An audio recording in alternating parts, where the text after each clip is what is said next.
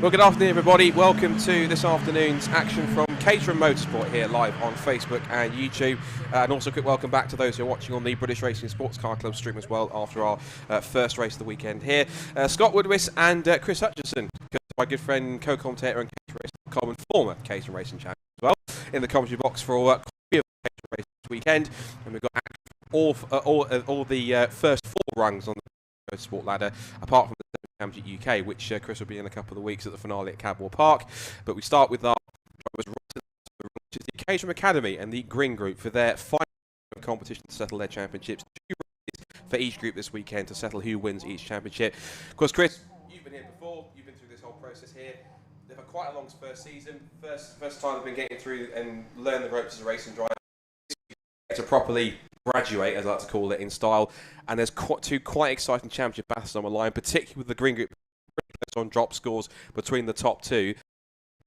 This is racing for the factory effort. Yeah, good afternoon, everybody. It's always exciting to watch the Academy, and they've had a great season so far this year. They've put in some really good performances and races, and I've really enjoyed watching and following along with all their stories. And here we are at Snetterton. Yeah, the last weekend, they've actually got 2 races, which is unusual in the Caterham format, and 9 races in total this year. So they've had plenty of practice compared to in my day. Also 20-minute races, which is awesome. So the races really get to develop, and it's been fun. It's really, really fun to see how they've all moved on. People like Jeff Newman and Freddie Chiddick's really coming out the box hard, and with the stories like Paul Woodman further down in the pit, in the field, and seeing his aims to sort of reach the top steps of the podium, and it's just I'm really looking forward to seeing how they're all going to finish off this year. Of course, like Paul Woodman, he gets a bit of expert tuition from one Tiff Liddell, so it's not too bad if you can manage that. So if you can do that, that's not too bad. So the cars are making their way around on their formation. That, as we've both mentioned, they have 2 championship scoring races this year. Usually in many races, they don't have just the one. But we'll go through the grid as it says. It's Freddie contenders squaring off on the front row of the grid together. Juma just on pole by about 7,000 of a second. James Cook and Paul Woodman come next on the second row of the grid, followed by Robert Domain and one of the other contenders in the championship, Mark Jones, watching him from 6th on the grid. Row 4 is Chris Fraser and the ever-improving Theo Theato. And then on the Caterham Green Group grid is Philip Clark and Mark Williams, starting in 9th and 10th. Row 6 will see Mark Kendall and Ian Harris line up ahead of Paul Castle and then John Hood, who'll start on, so Joe Pride will start on the 7th row of the grid. Moving back to row 8, it's Oliver Hardick in car number 3, John Hood in car number 70, as we keep on rolling backwards through the rest of the order on this 22 car field.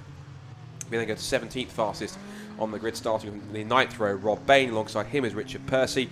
It's Ian Summers and Isla Lowe will round off the top 20 starters ahead of the final row of the grid, which is John Vincent in car 28 and Ian Bettis in car 18. And as Chris mentioned, 5 minutes to give them a bit more track time and to push on. So coming into this weekend then, Chris, it is Jeff versus Freddie, a point in it on drop scores. This is a typical grandstand finish to a Caterham Championship. These two have been at it practically all season on the front row. Pretty much guaranteed fireworks. Yeah, it's a perfect setup, isn't it? You can't ask for more. And in fact, all the championship contenders, they've kind of lined up in grid order almost, so it's really good. But yeah, having them on the front of the row means that they're ready to give it their all. And it kind of, with the 2 races, this is really important. Winner takes all almost. This is, if you're going to win today, you're going to give yourself a really good chance for tomorrow when all the points come down to it. The last couple of the cars are going to get into position. We'll get the signal all ready to go with the green flag at the back, which we do. All set for our penultimate weekend of Caterham Motorsport action. The Caterham Academy Green Group, race number 1 of the weekend. It's Newman and Chiddick's on the front row. It's on the left is Newman, on the right is Chiddick's. Who gets the best start away from the front row? Waiting for whoever likes to go out. They do now, and it's not a great start for Jeff Newman. He jumps away too early. Paul Wood towards the back, but it's Freddie Chiddick's with a better start from the outside the front row grid that leads the pack down towards Ritchie's for the first time. So Chiddick's leads, but a great getaway from Woodman puts him round the outside into Ritchie's for the first time. There's one car running wide, that's Chris Fraser. Another car running very wide on the exit. Didn't catch the number, it's car number 3. So out wide has gone car 3, which is Oliver Hardick. Round he's gone. No contact it seems, but a complete 360. Oh, another car was off the road as well. Jeff Newman, meanwhile, is in trouble. He's quite deep down the pack. He's battling with Mark Jones there in car number 2. And also in there, he's trying to pick up a couple of spots there, is car 15, and that was James Cooks. He's made up a couple of spots, but it is Chiddick's who leads and Woodman in second place. And Paul had such mixed luck in this series so far, so if he can go away and possibly get his best chance for his first win this season, he's made the best possible start by getting the jump on Newman and immediately hassling Freddie at the front. And he's obviously got the psychology of he's not involved in the championship battle, so he can take that with him, and Freddie and him are sort of pulling a little gap there over Newman, but Newman definitely bogged down off the line, and it looks like he is now putting in a bit of a recovery. And with these nice long straights we've got at Snetterton, I think he'll be right back in the battle by the time we get down to Brundle and Senna. So in towards the right-hander at Oggies, and we'll get a proper shakeout of the order. There is car 76, mixing back is Robert, the main car. I always tell Robert because he's got a slightly higher roll cage towards the back of that car as he goes through.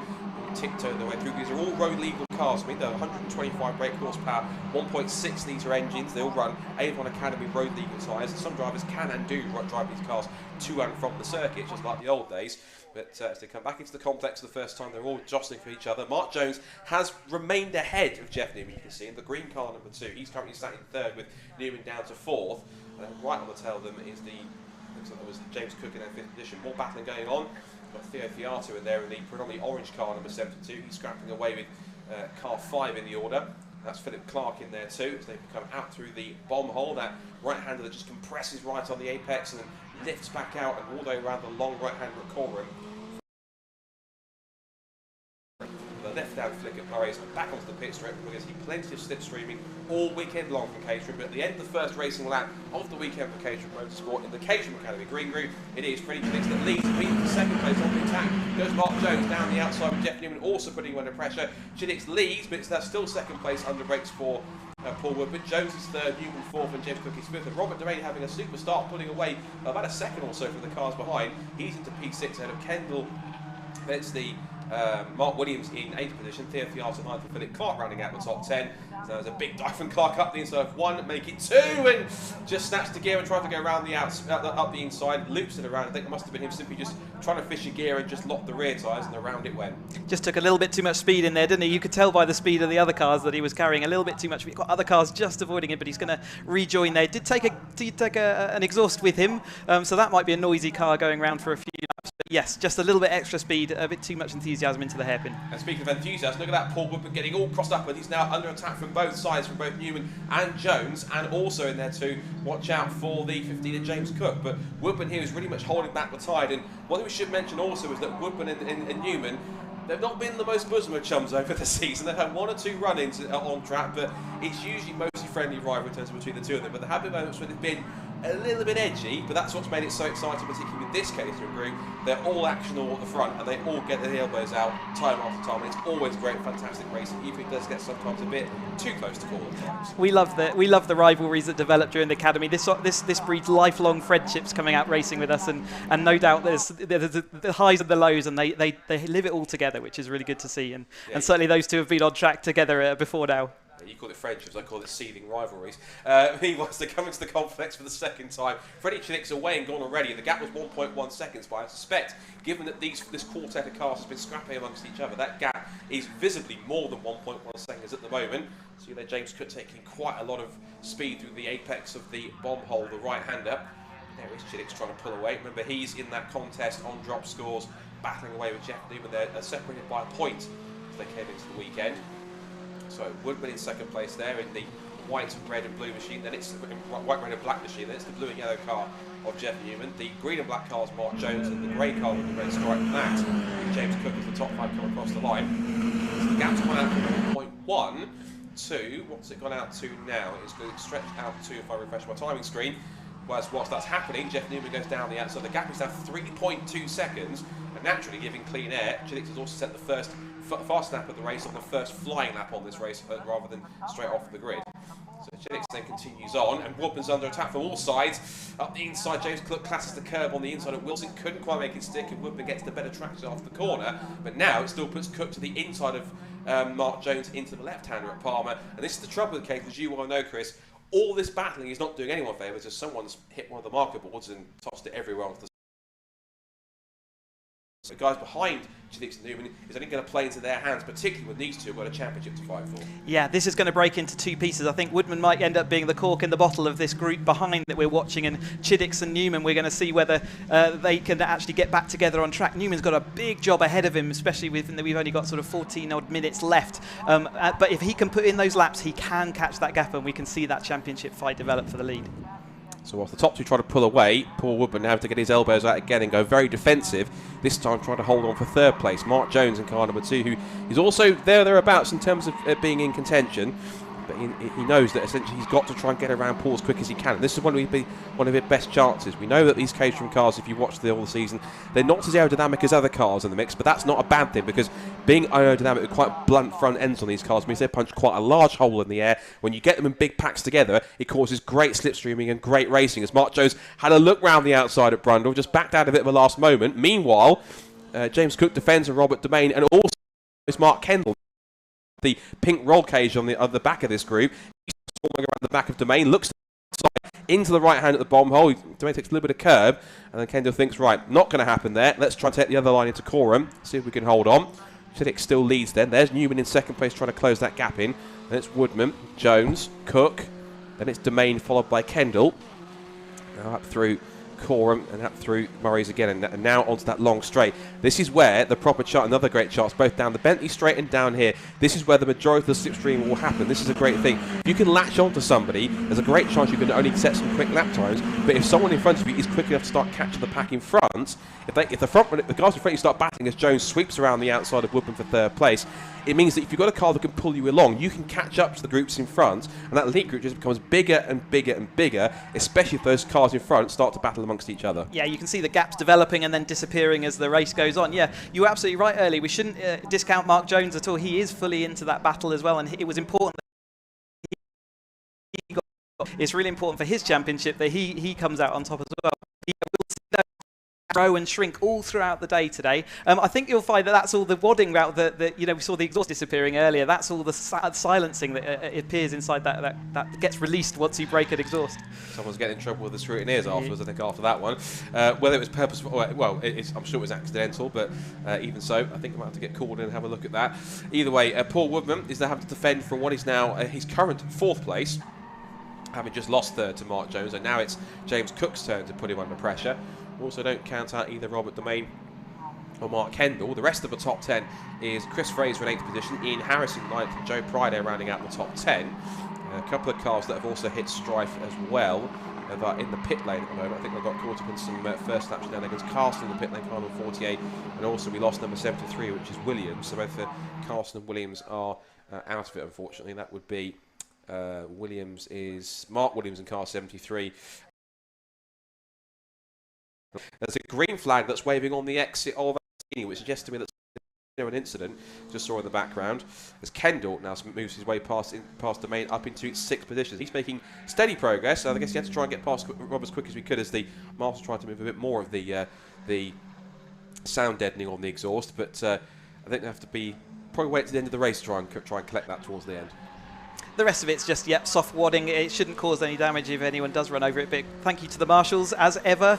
Let us do what we love to do. And, as we see, Woodman, he has started to slip back, and we've seen that before with him, haven't we? He loves to absolutely live on the edge every single lap and every single corner, but sometimes that costs him a little bit of time. And we've seen that Newman is now aiming to catch up with Chiddix, but I think Chiddix might have just put in the fastest lap, which is growing that gap rather than shrinking it. So Newman really has to get his skates on if he wants to catch up before the end of this race. I think what Paul Woodman is kind of looks like he's losing out on is actually having any kind of a tow to help him on the straights, because every single time he's the one providing the tow to everyone else. Some kind of a pace to get through, and that's not either, getting very crossed up. To try and keep James Cook at setting him, because he's trying his hardest to keep with these leaders and try not to let them pass, but also argue because of that, because he's getting frustrated seeing the cars go past one by one, unless he doesn't break that cycle and just resets for just a moment and just calms himself down, that's only going to keep on snowballing more and more until eventually he keeps on making mistakes, like he does at Agostini again. That's just frustration getting through there rather than just pressure from behind, isn't it? It's a perfect illustration. He lives on the edge all the time, and there's two good examples of where it doesn't always gain you that time. Also in the Academy car, we don't have a brake bias valve when you're at the Academy level, so they're slightly over-braked at the rear, which means that you lock the rears, which is what we've seen twice now from Paul Woodman, which is why the rear end is sliding over. Sometimes just keeping it under that little braking limit means that you get more grip and more speed at that point. So a bit of overspeed into the hairpin there. That was for Richard Percy. He's having a good position, so Clark's gone up to 12th place at the expense of Richard Percy, going on 81. He's getting crossed up as well, he explores the track limits of the left-hander at Hamilton's, back into Ockies now with about 9 minutes to go. So past half distance in this race. There goes Chiddix in the lead. Meanwhile, that's now James Cook, who has finally managed to get around Paul Woodman, although Paul looks at Paul's trying to get back at him into the complex of Brendan Nelson. Now he's back up the inside, getting his elbows out into the bomb hole.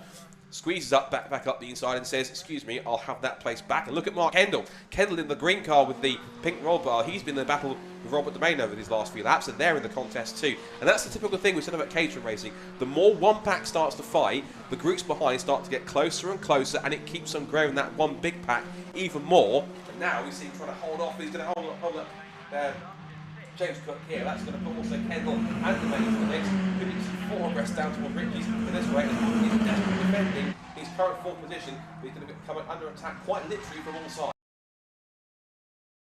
The first corner at Snetterton, but we've done it before, and I'm sure it'll happen again. Slight bits of contact there between Kendall on the way out there, so keep an eye on that. But like you said, the gap that was developing between Kendall is now disappeared, just because one corner where they went side by side and all that momentum's gone. Yeah, so now Cook gets a bit of a bump there for Kendall, saying, come on, get on with it. You've been chasing for 3 laps now. Make the move now, otherwise I'm going to do it myself. Up into Palmer through the left-hander. That's the top to continue on. There is Mark Jones, who is trying to close the gap in. Looking at lap times on them very quickly.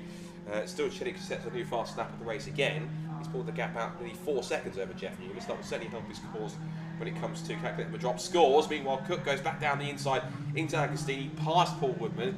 I'm not going to say finally, because it might all change again over the next few corners down the back straight, particularly if he stays close, as is also possibly Kendall and Domain at this point. So watch out for them as they come back through to Oggies once again, through Hamilton's, back into Oggies again. They completed 5 laps, they're on lap 6. It's quite a long lap for about roughly 2 minutes 15, 2 minutes 16. Long straights and long corners, which means you get plenty of time per lap if you lose the position to try and go back at them a few corners later. You get plenty of different corner types all round Snetterton, so you go on a proper adventure. You've got tight hairpins, you've got open sweepers, you've got long corners like Coram, some of the longest we do, and then the Brundle and Nelson S is all about commitment going through. So it's a really good track to prove if you've got all the skills needed to be a racing driver. And yes, the straights add that extra bit of unknown, because you never know who's going to come out on top, because if you're coming onto the straight in about 3rd place, you can quite often come out ahead of all those cars. So as they turn their way out of the bomb hole again on the 6th lap of racing in this first of 2 championship scoring races for the Caterham Academy Green Group, it's still Freddie Chiddix who has the lead last time across the line by 3.9 seconds, ever extending that as now we continue to watch on this quite fascinating scrap, which is towards the head of the field. You can see now James Cook has got himself past Paul Woodman, and now it's a chance for him to start pulling away. So this is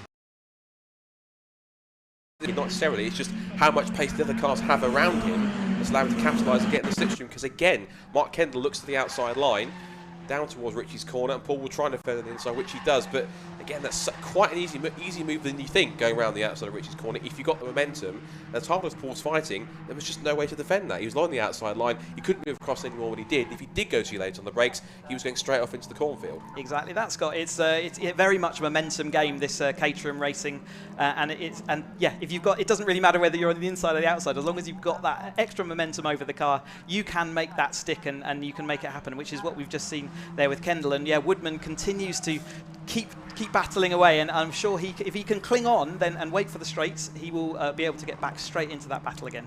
So just before we get with 5 minutes to go, I'm just going to quickly just run through some of the championship connotations, although it's hard to go to look at anything other than this battle that's going on with Paul Woodman and co, because it's usually, you have to put Paul Woodman and insert driver then, because he's always in the battle with some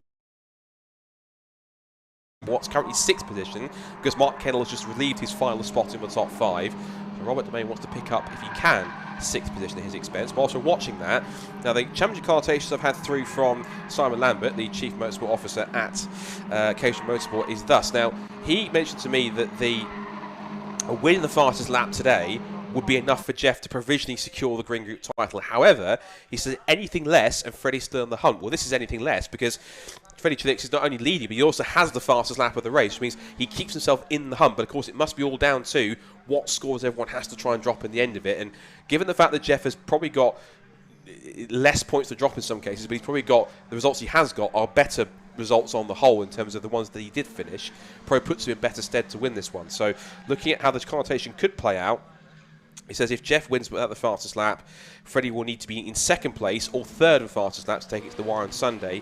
In that situation, if he's 2nd on Saturday, which he is today, and they'd have the very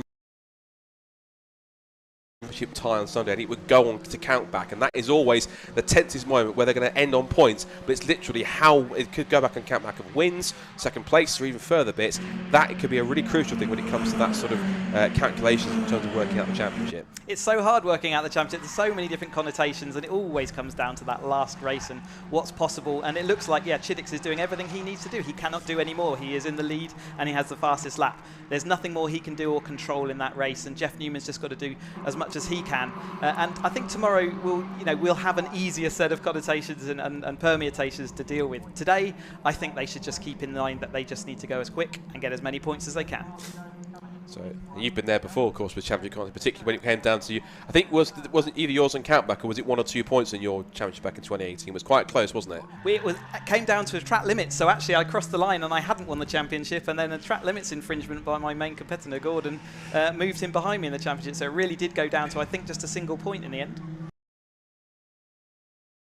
Always as tense usually when it comes to Caterham Championship, particularly this close. And how great it is also that in their first year of racing they get a championship battle as close as this as well. So it means that you've got some very evenly matched drivers, and it also puts us in good stead as well for what you'd like to think the front runners in this championship will move into Roadsport next year. They get to put themselves up against, in terms of championship prospects, against the front runners in the white group, and it's always quite a fun thing to see, particularly on the first couple of races, and not just the Autumn Trophy race that we'll see later on tomorrow, but also the first races of the 2022 Roadsport Championship, because you get to see from those graduating academy drivers how many drivers have kept their pace and how many others either just haven't adapted to the small tweaks that the Roadsport car needs and who have managed to get it the most. And you do get some drivers who were okay in academy but then find their form with the upgrades in Roadsport, or vice versa. So different cars, different specifications of car can suit sometimes different drivers, and there are those who are just good all round in the Caterham no matter what specification. Yeah, absolutely. There are people that definitely enjoy the extra grip that you get from the newer tyres. Suspension as far as anti-roll bars, and it just gives you that little bit more grip and stability in the corners, and some people get that immediately, and most people really enjoy that sort of step up, and that's the whole point of the Caterham ladder, is that each step of it improves the car, makes it more racy, right up until the higher echelons when you get to the Caterham 7 UK Championship, which is a full-on race spec car with slicks. Chiddick's really pushing hard. A little bit of track limits there. He needs to be careful of that, because he doesn't want to ping a track limit penalty, which will drop him 5 seconds, and he hasn't got a 5-second gap over Newman, so he can't afford to do that too many times. Yeah, I think usually it's a case of if you do it once, then it's kind of that's sort of okay. If you do it twice, then you get a warning. Third time, that's when you start accruing time penalties. Do it too many times, if you really start to take liberties, you can even get disqualified from the race and black flag for using track limits. That's abusing track limits too much. And I think in the fact that he's considering battling for the championship, running that wide and possibly risking himself, is probably not the thing Freddie wants to do. But I think really all he's focused on is trying to get this car to the flag and to get the victory that he needs to keep himself right in championship contention. So, looking back at this championship connotations, are on the last lap, because obviously Simon was mentioning that in the situation, say if Jeff wins without fastest lap, so it doesn't mention at all if Jeff takes second, because it's talking about how if Jeff wins on fastest lap, or if he wins without the fastest lap. So essentially, this really does kind of. It's neither of those scenarios, so it's kind of playing a bit more into Freddie's hands, particularly with the fact that on drop scores they're a point away. So this might even swing it a little bit more, even possibly in Freddie's favour, given the fact that he's taking a couple more points off from Jeff in this first race. You'll take any little point advantage you can into that second race, because it means that even if you finish one place behind, it still leaves you in contention. So certainly this is great news for us watching and spectators to see how that's going to turn out tomorrow. So the championship really does go down to the wire. That's awesome. It could literally be a case of whoever finishes ahead of whom is champion. It really could be as simple as that. But for the moment, this man Freddie Chidix, who's been quite a sensation in his first season of racing, not just in the real world, but virtually as well in CaterhamRacer.com, but in the real world, he's certainly proving his mettle as he comes up to the checkered flag. He, with the first Caterham Motorsport winner of the weekend here at Snetterton, keeps himself right in the hunt for the championship. He will go down to the wire tomorrow. Freddie Chidix wins the first Caterham Green Group race of the weekend at Snetterton, and he wins by the margin of 4.4 seconds from his key rival Jeff Newman, and he takes the fast snap of the race, does Freddie, to get an extra bonus point as well. Mark Jones keeping himself loosely in contention with third place. It's then James Cook fourth, Mark Kendall fifth, Robert Domain sixth, and then Paul Woodman, who was looking so promising at the start, drops back to a distant seventh, so you have to have some work to do to try and recover that tomorrow. Battle is to the flag there between Fraser and Harris, a sprint towards the line, a typical Caterham finish, and it's going to be, I think, Harris beating Fraser on the last lap, so he beats him by just a couple of tenths of a second, and then Joe Priday will come through in quite a lonely 10th position. There goes Chris Fraser, who, just for his own pride, repasses him on the slow down lap, which is usually what happens. If you can't get through, you just blast past him back to Park Fairby and right, I'll get you next time. But now towards the checkered flag, that is a few more cars taking to the flats. Oliver Hardick, who has actually recovered quite well to 12th. He was off on the grass and spinning back at the first corner. So how he's gone back to 12th, I'm quite surprised by that. Quite pleasantly surprised, but surprised nonetheless. That was quite an impressive drive. It's really good to see. I last joined you in the commentary box at Knock Hill. Was their second race, I think, after their Mallory Park opener, and it's really nice to see how they've all developed as drivers coming into the Snetterton weekend. The car, the attitude, and the way that the cars react on track is looking more and more racy, and it's really exciting to see. And we've talked already about a lot of these guys will go up into Roadsport, and that will be exciting to see how all those stories develop and which drivers can do well. But nevertheless, so far at Snetterton, good job everybody. Yeah, and of course the Green Group guys have got one more race to go, and also will help them watch all the other championships today, see how they do it, so they'll get possibly a handle on how to tackle this circuit in terms of racing lines, braking points and everything else, and also where the key passes place might be to pass people, to set them up for moves later on. And particularly when they watch the white group drivers, they'll see, right, how do they do it, and what am I missing that I could be doing, or what are they not doing that I'm doing as well, and vice versa. So there's some things they can learn from their white group counterparts and from the drivers in the higher rungs of the Caterham ladder in the upcoming races later on this weekend. Yeah, it doesn't matter how many testing laps you've done, it's not until you get into the actual races where you see where the real places are. We spend all testing trying to work out where the fastest line is, and then when we go racing, we pretty much use everything else but that fastest line. So, excellent stuff from our first Caterham Academy race for the Green Group. Here's the confirmation of the provisional result from that race. Freddie Chidix then, with the fast lap of the race, takes victory over his main rival Jeff Newman in second place. Mark Jones, another championship contender, rounds out the top three, followed by James Cook in fourth and Mark Kendall fifth. And Robert Domain, Paul Woodman, disappointed seventh, but he'll tomorrow for more action than Ian Chris Fraser and Joe Priday. 11th was Philip Clark. 12th was a great recovery drive from Oliver Hardick after he spun at the first corner. Rob Bain 13th, then Richard Percy 14th from John Hood. Ian Summers, Ian Bettis, Isla Lowe, and John Vincent the final finisher. And the two cars that we lost towards the end were Mark Williams, also Theo Theato, and Paul Castle. So they'll be back for their second race tomorrow. More Caterham racing action coming up. It's time for the Caterham Roadsport Championship, and down in the assembly area to have a chat to a couple of the drivers is Chris Buxton.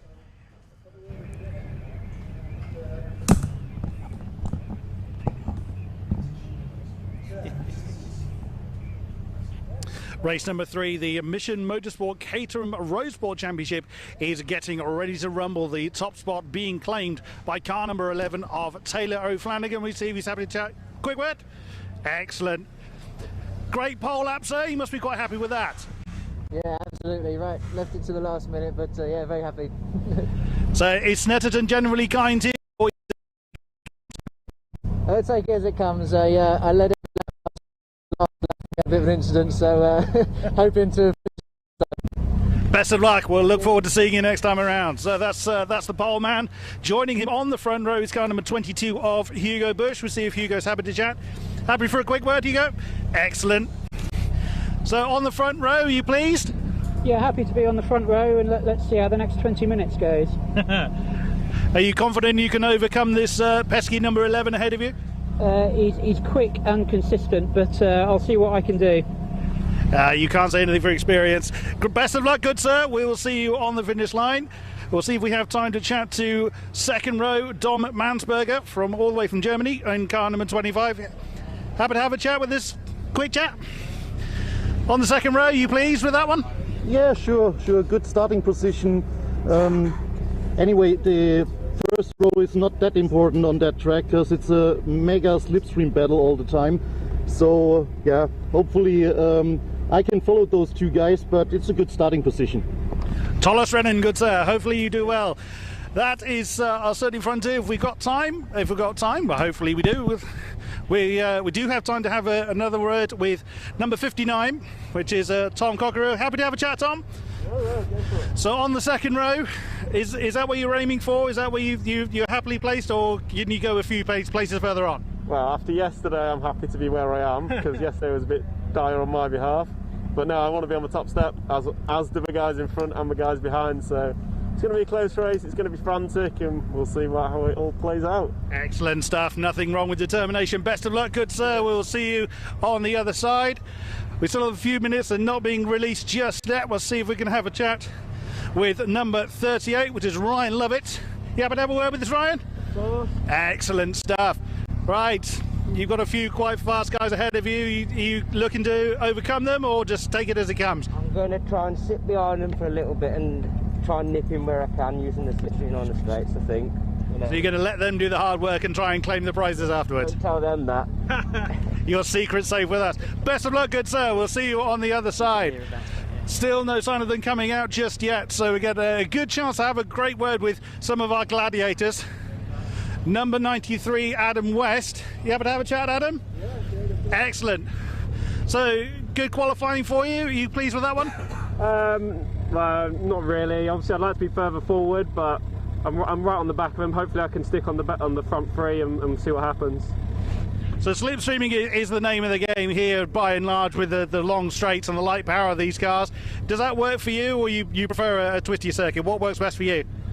Probably a twistier circuit, I'd say, because in qualifying, because I spun, this is my own fault, I was out on my own, so your lap times suffer. So if it's a twisted circuit, I suppose it's just down to you and the car, isn't it? So I always take that.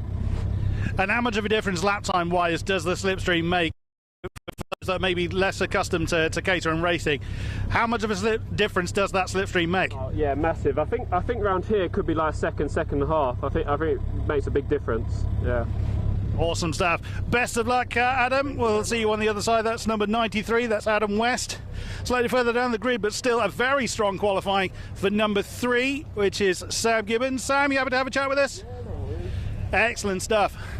So, having a chat with several people, a few people had a bit of difficulties in qualifying. How was yours? It's my best qualifying position yet so far. So yeah, I'm happy with it. Happy with 7th. So is it a case of fending off those behind, or are you gunning for the top spots? I'm going to try and move up forward and stay with that group, but we'll have to see what happens on the start. Best of luck. We'll see you on the other side. The cars now leaving the holding area. We'll hand back to Scott Woodwist in the commentary box.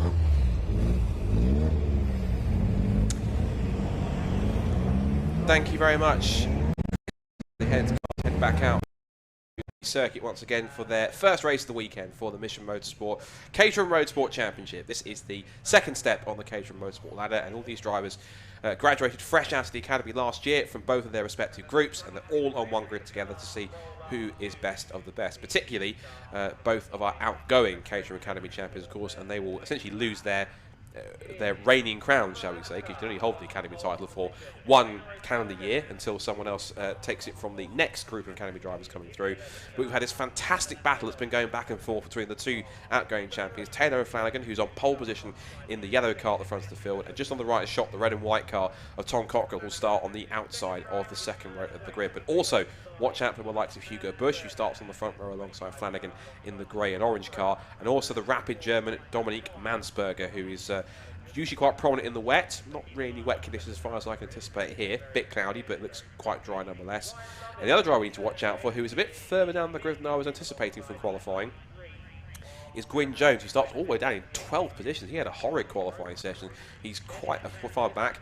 20 minutes of racing coming up for the Caterham Roadsport Championship, of course sponsored by Mission Motorsport, the excellent cause that helps ex-servicemen and women get back into working to retrain as mechanics and work on automotive and motorsport projects. Fantastic work what they do, and of course they'll be looking after and hosting their brilliant centrepiece event of their events year, which is the Race of Remembrance, which takes place in early to mid-November, 12th and 14th at the Anglesey Circuit. And I'm certain we'll get a couple of Caterham teams that will head up there and compete in that race to support the brilliant cause.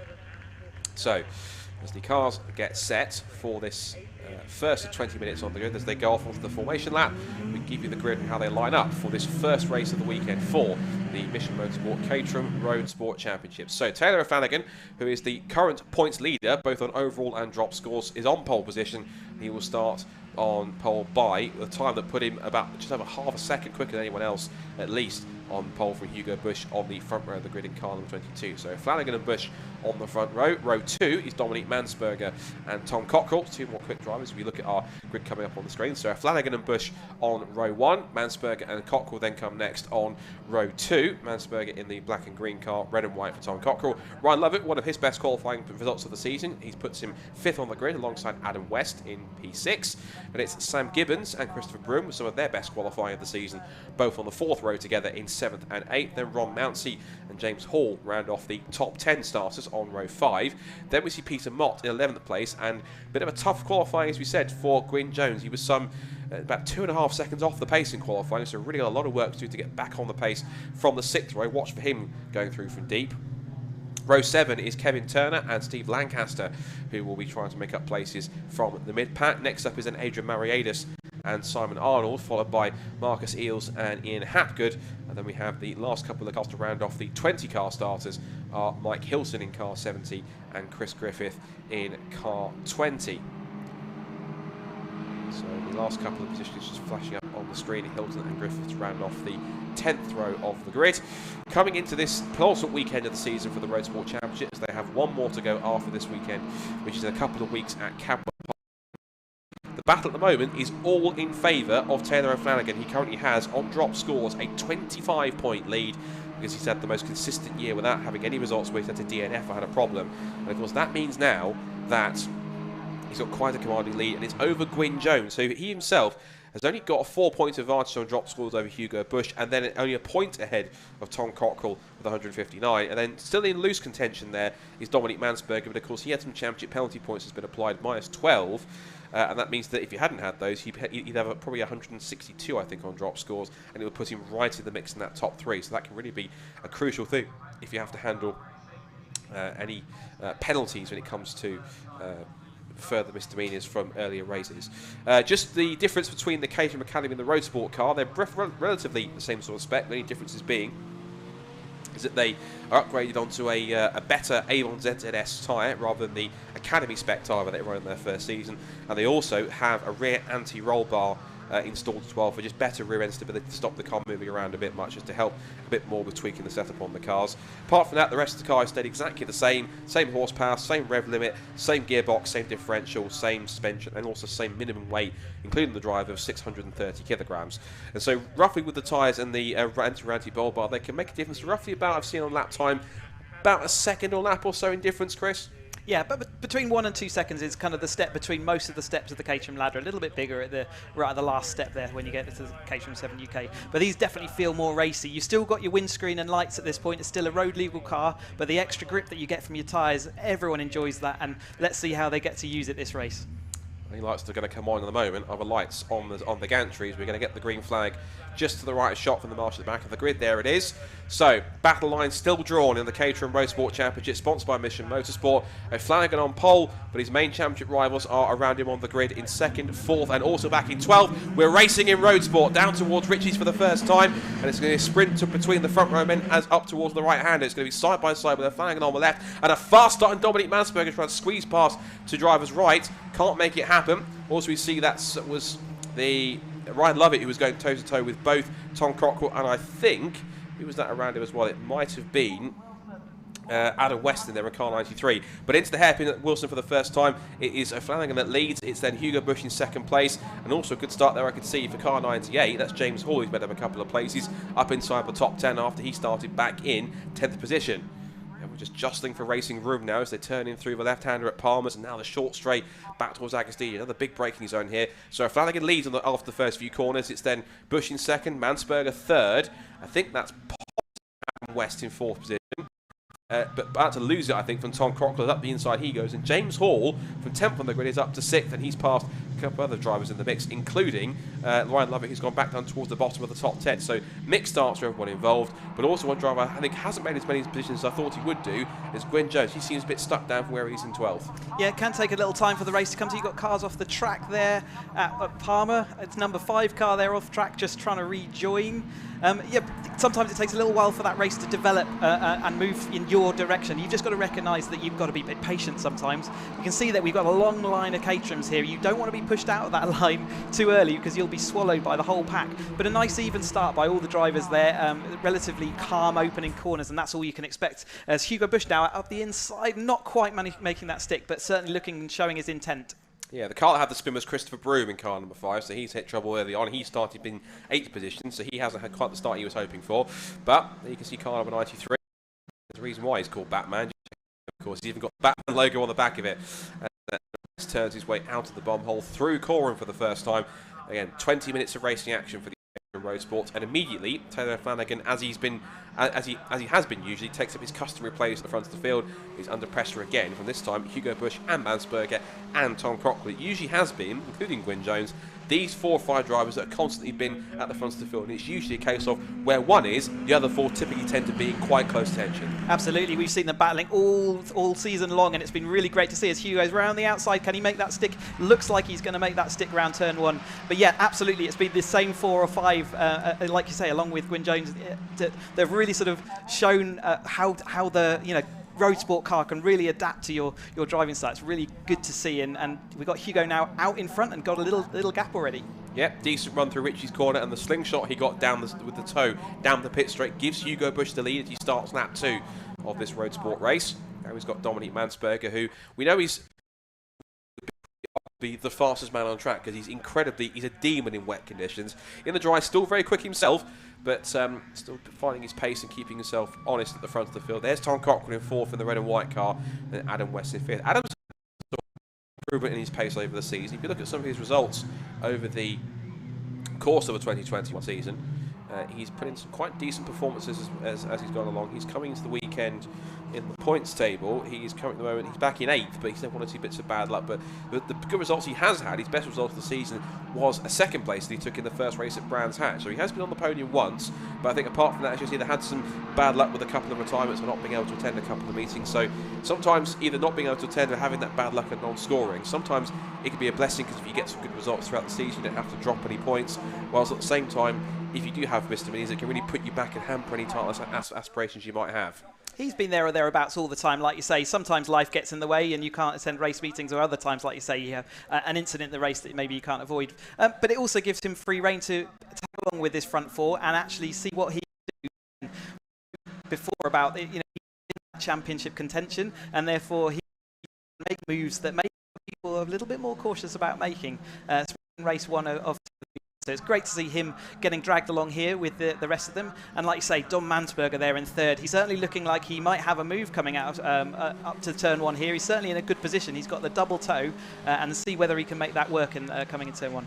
One thing we should remember, of course, as well, is that where you finish in race 1 is where you start for race 2. So if he can get himself in the top 5 and get himself a decent starting spot from the 3rd row of the grid, that will certainly help him to try and keep in touch with the leaders. Down towards Richie's again for the 3rd time. Flanagan goes on the attack, looking to that outside line to try and replicate the move that Bush did to him a lap ago. But of course, he's now under big pressure from Mansberger, who himself is diving to the outside into the Wilson hairpin. They hit the brakes. Bush turns in. Little rotation of the car as he turns 180 degrees through Wilson hairpin. Flanagan in 2nd place, but now under pressure from Mansberger in that blacking machine. Mansberger looking to try and pick up a strong result. He had a couple of wins this year. 1 win at Silverstone on the Grand Prix circuit, and another at the very last race at Croft, which was that story we'll talk about in a bit because that was quite an amusing victory in itself. But into Agostino they go. So Bush, O'Flanagan, Mansberger, then Cockrell. There's Tom. Car 59 in 4th place. A couple of battle scars at the back of that car from what's been quite a testing season for them all in Roadsport, but that just, it's almost proud battle scars at the back. Obviously you don't intend them to be there, but all the skirmishes that you've had with your friends in Roadsport, the battles at the front, that's sometimes a bit of hallmarks that you've had quite a damn good season at the front, battling amongst each other with your friends, and that can be quite a cool thing, although I guess the repair well afterwards isn't so good. Yeah, we race incredibly close in Caterhams. It's one of our hallmarks is we do run very close, and that's because we enjoy and trust the drivers around us, and oftentimes because we've built that trust over years and years of racing together. Occasionally you do get a little bit rub and a sniff at the back of someone else's car, and that's all part of it. But yes, you will often see the rear panel of a Caterham looking slightly crinkled. But it's all for good cause and racing between these guys, and as they turn out to Ronald Nelson, we've got this battle brewing here. Everyone, even though they're in the sort of range of getting a bit of a tow, everyone seems to be in something I don't really see too much in the Caterham race, which is they're in a little bit of a stalemate in terms of whether that's just a case of they're all on very equal pace, or simply just to the point that because one's got the tow from the others, that Bush has that pace to be able to hold off Flanagan, and the others are kind of just latching on from the car in front's tow. But either way,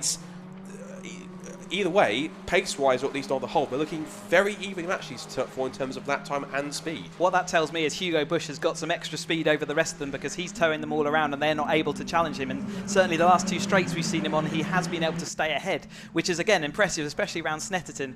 And you can see that actually he is swapping that lead again, so even that extra speed is not quite enough to hold it there. But nevertheless, we're seeing them sort of a gentle rotation, and I think that's a good sign for Hugo going into the later part of this race. It may be that he's starting to play that tactic of rather than let's battle, let's work together, try and pull away from the 2 cars behind, and then we can have a little bit. I think that both Mansberger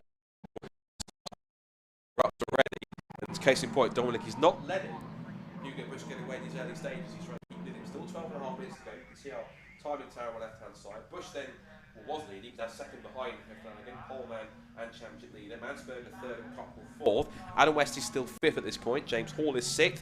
Sam Gibbons 7th. Steve Lancaster is 8th. But it's the number 97 of Jones. And then we have Ryan Lovett, who rounds out the top 10. Sorry, Gwyn Jones, in fact, actually, who's in 9th place.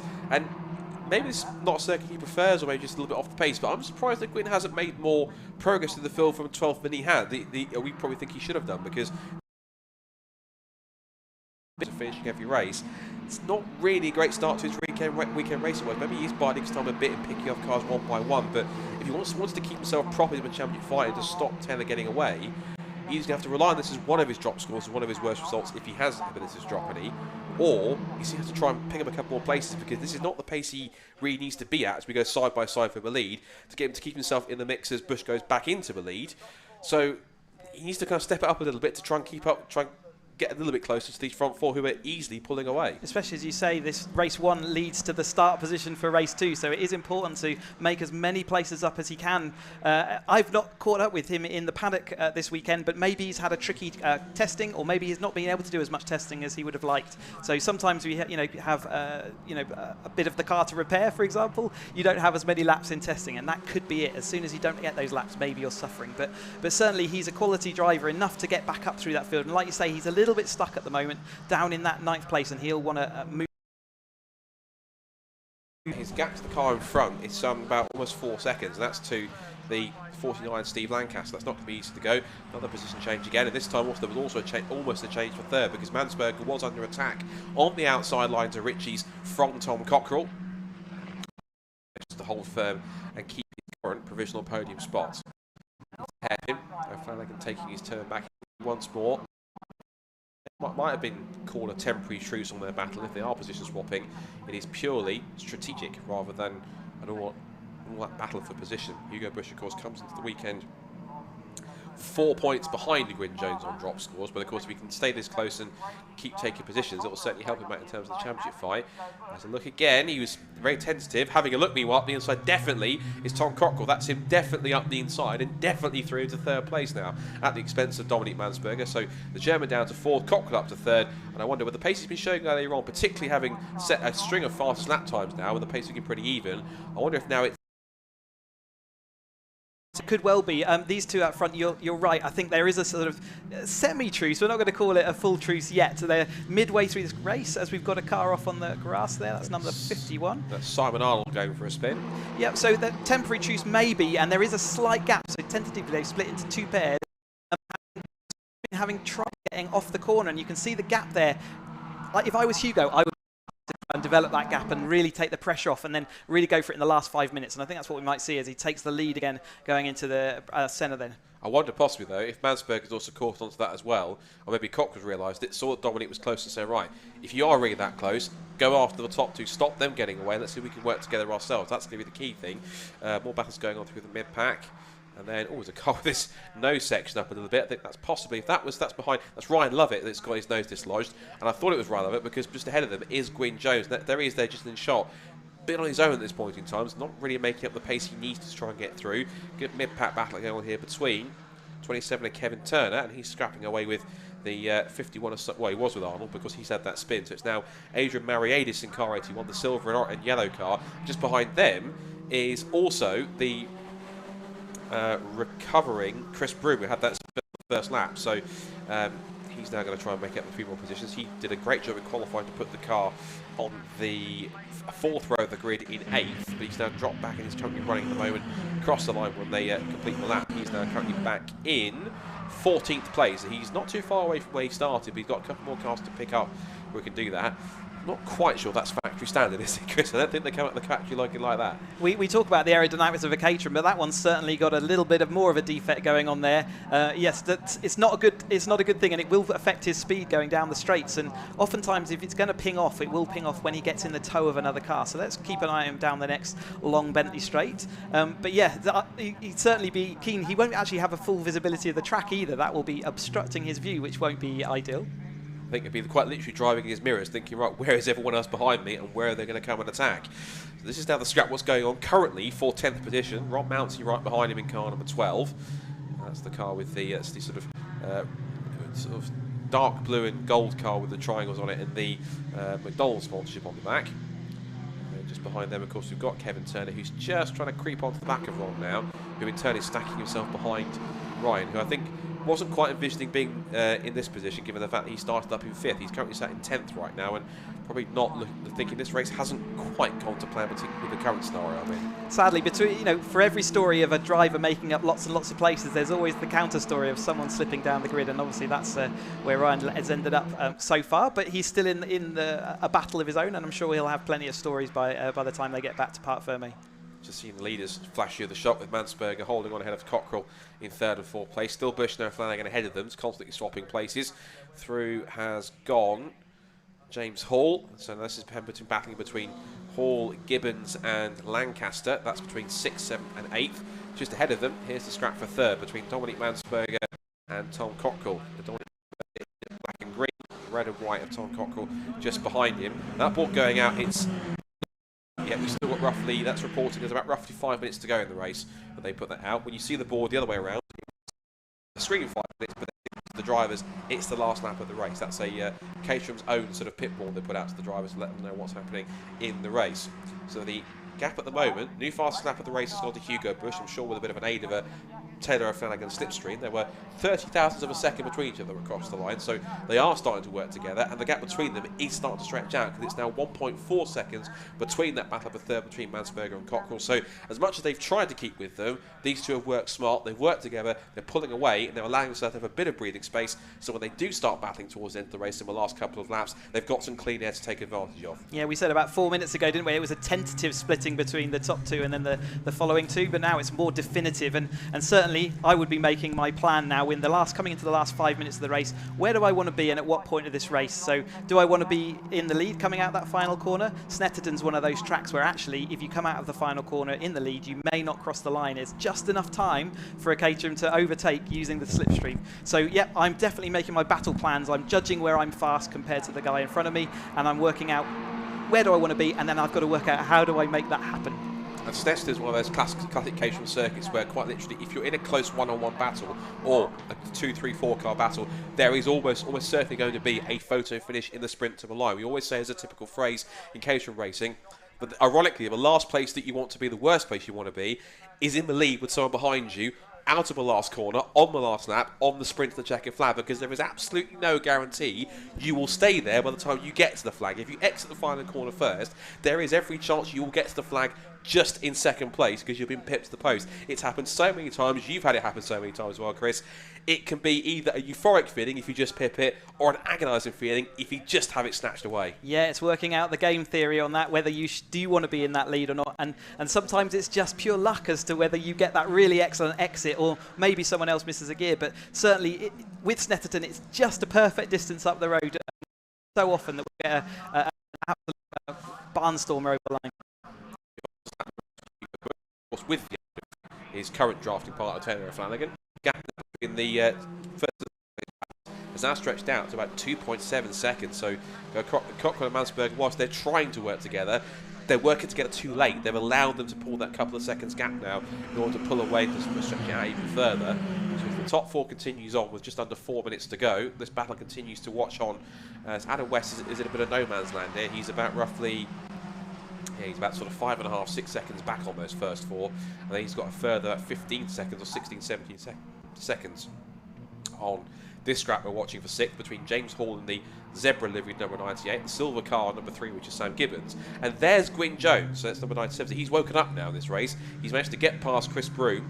That one car's had an issue, I think, is well, run limit's dropped down to 10th, and he was also scrapping with Mountsie in turn. There's a bit of a switch around from sort of 6th place downwards in terms of the cars running all the Hall's 6th, Gibbons still 7th. Jones is up to 8th now. So after his troubles earlier on, he's managed to reel in the gap which he'd had to try and pull in the last 3 laps. There's every chance now he could really put in some decent damage limitation here. There's every chance he could be in 6th by the end of this race. There was a really good chance being that close. Yeah, definitely, and I think that's would be a really good result for him at this stage to get that 6th place. It puts you right in that battle. We're still seeing the front two here sort of trading positions, but you will see as we're coming down to 2 minutes and 40 seconds to go now, that will start becoming a little bit more intense, and maybe sometimes you'll see them blocking a little bit more just as we come into this final part. But it's really good that we're going to get to see this battle for the lead going over the line, and then there's one more podium spot available, and who's going to take that? It's going to be crucial as well going into tomorrow. Every point matters for these drivers.